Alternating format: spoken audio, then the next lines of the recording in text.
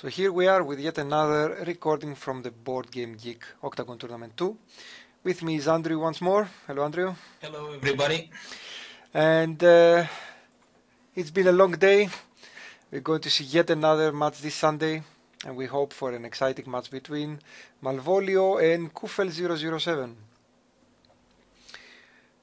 And it's going to be Saper.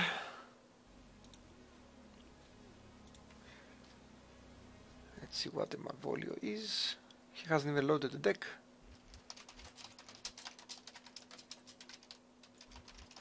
The runner does keep changing, but the corp seems to be saying the same for the last 3 games. Yeah. Everybody's playing Wayland. They're just so good. Yeah. Everybody's following the stats. Like I said, when I want to win, I just play Whale.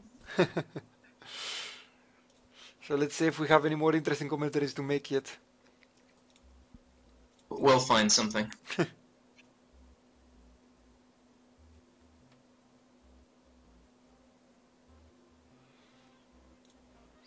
we go. Pretty good start for the corporation. He can defend anything he wants with very cheap eyes. And score an agenda in the process. Yeah, definitely a good one. And that agenda is really nice because he can just, he knows he has something to use the archer with. Mm-hmm.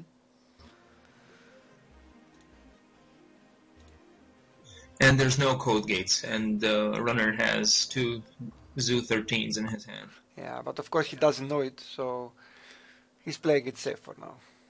Yeah. He's probably going to try and score it out of hand, I guess. There's no reason why you shouldn't do that with that particular agenda. Depends on how many stuff you have in your hand, I guess. Yeah, definitely. But like most of the time, you just score that out of hand. It's easiest. Yeah.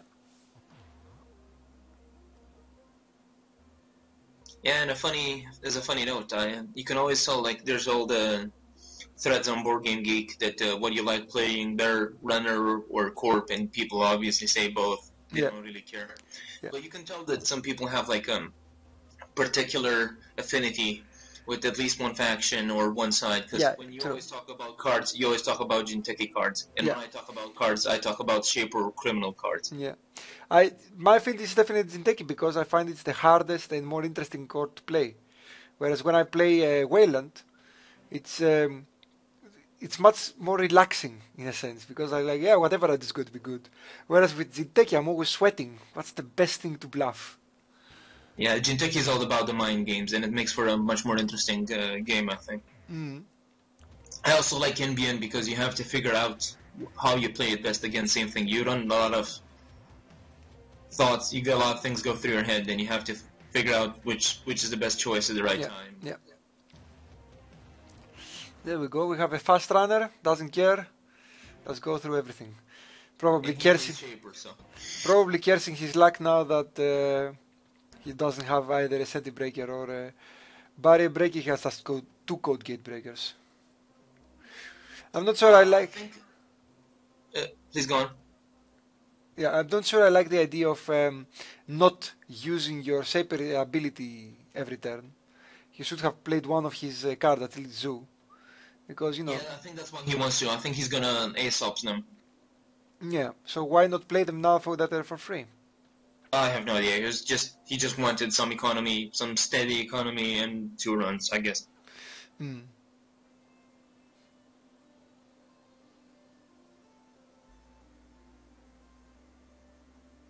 Well, that was fun.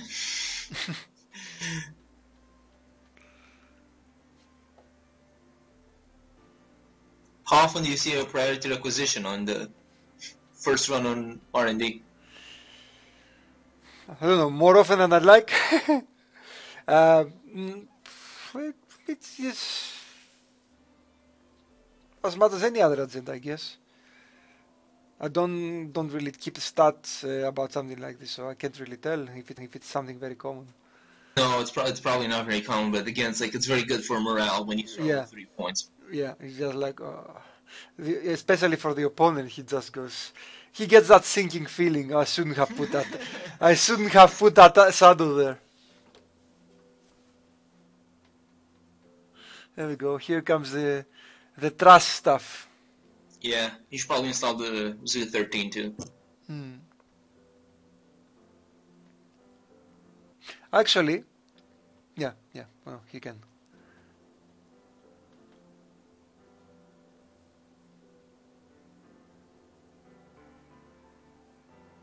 I'm really assuming that he knows that's what.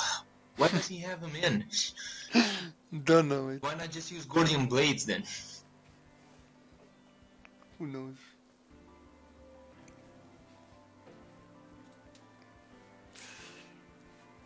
Here comes the melange. I would probably also play Data Raven on top of that. Because why not? Okay. I don't like the idea against Saper or against anybody who expect to run R&D not to put enter answer. Because if they're going to do their Merkezai, they can just do their Merkezai and just eat the tags. Yeah, but stuff like Data Raven is pretty well placed there because you don't want to put a Data Raven on something that they will absolutely never run. Because you're thinking about the tag when you use it. True, but with Data Raven very often I put it on a remote server because many, especially with Jinteki, many people run with their last click. Yeah, yeah, they're going to have to run on that remote server anyway, so that's probably a good idea too. Pipeline. I don't remember the last time I've seen a pipeline. Must be using that influence somewhere else. We have seen already, we've seen a stim hack and a cyber fear, so something's there. There's quite a lot of splashes from Monarchs, I think.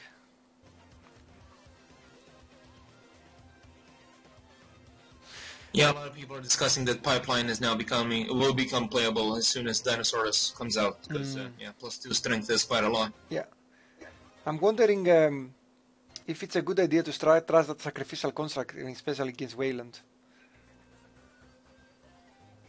Well, it's sure as hell he doesn't want to trash the Zoo13s. Since we're here, we can talk about some of the flavor text on the cards. The one on Zoo13, which is an awesome name, is he always uses the same key. Yeah, I actually think the cards are pretty well designed from an artistic point of view too. They look pretty well from my point of view. They look pretty good. The art's pretty good. The flavor text is really nice. The art is really good, but the flavor text I don't think measures up to the original Netrunner. The original Netrunner really had quite a bit of humor.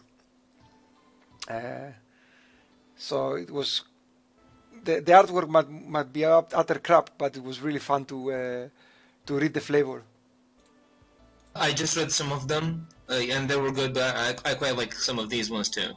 Yeah. It's like, some of the problem is most of them don't even have it flavor, you know. So that's a bit sad. That's what I don't like. I don't like it when I don't see flavor text on a card. I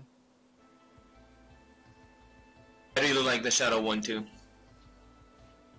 The one that says, "Who knows what evil lurks in the memory diamonds of men? Wayland knows." And it's graffiti. Yeah, it's just very good.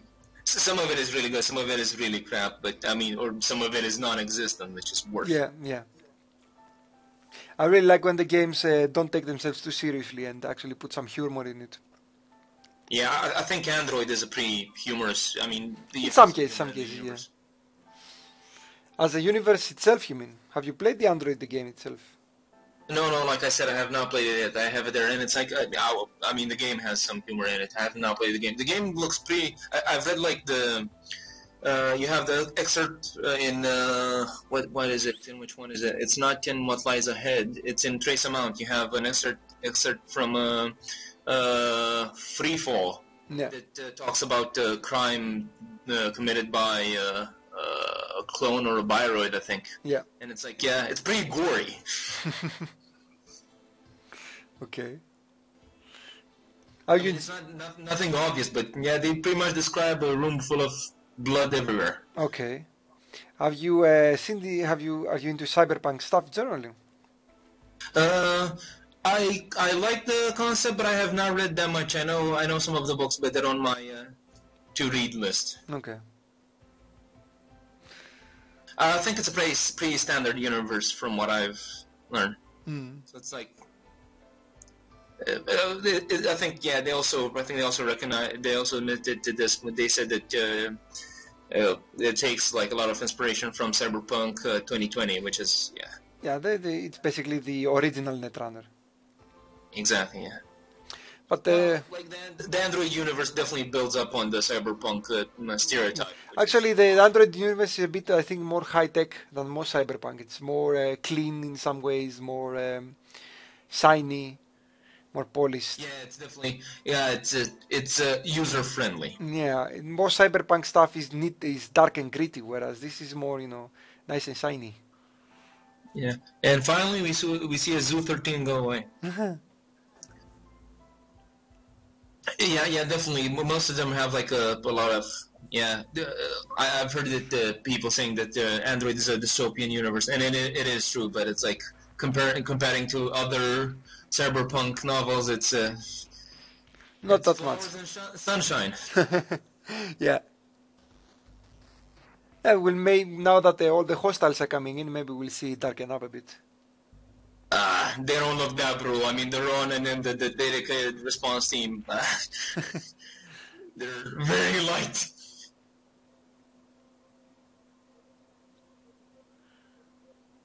No, you don't do that, man. Why do you do that? Why tinker an unknown card?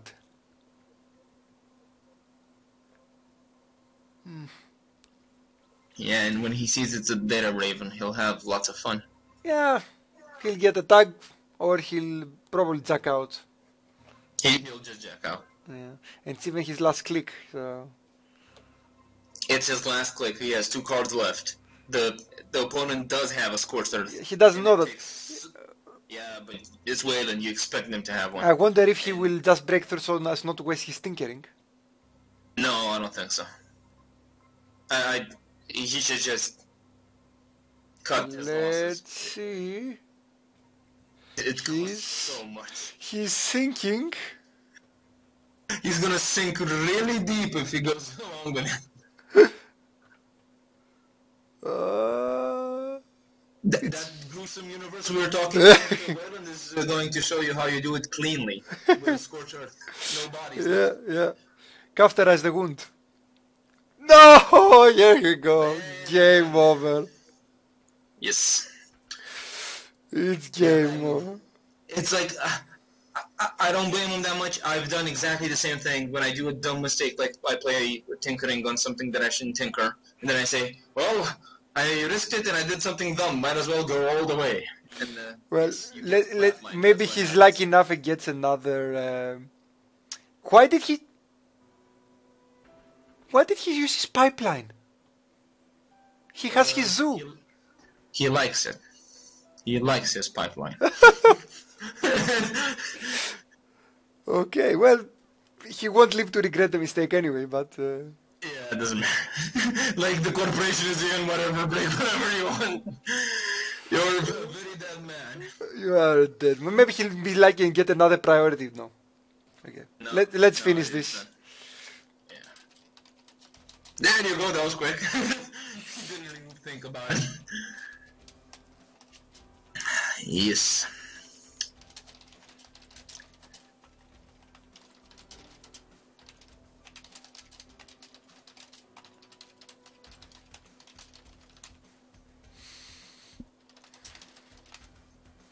Okay. No, that zoo was there just for the trashing. We don't even think about him. But yeah, there goes the first match. That was a quick one. Now you see why the runner does not ignore tags against Wayland. And with this, I think we're going to finish this recording, and we go to the next one. Thanks for joining me, Andrew. We'll talk to you in a bit. Thanks for having me.